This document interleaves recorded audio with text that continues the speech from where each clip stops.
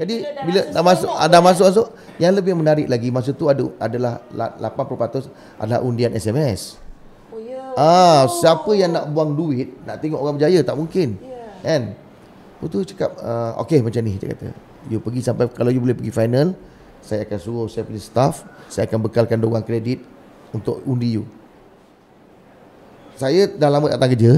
Saya masuk kerja, saya dinaikkan sebagai eksekutif. Wow. Eksekutif tak. Saya macam kelaikan memang tak ada lah tu. Belajar pun tak pandai kan.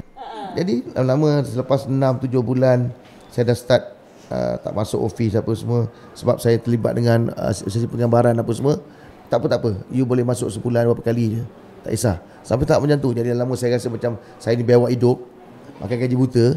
Saya pula rasa malu. Kan, banyak je sebangsa dengan dia yang tu. Tapi dia melihat saya ni ada satu potensi yang boleh yang berkaitan dengan yalah masa depan saya kan. So dia bagi peluang, dan juga bukan peluang tak apa, dia bagi ruang lagi. So saya rasa itu sangat satu sumbangan atau jasa yang saya takkan boleh lupakan sampai sekarang ni.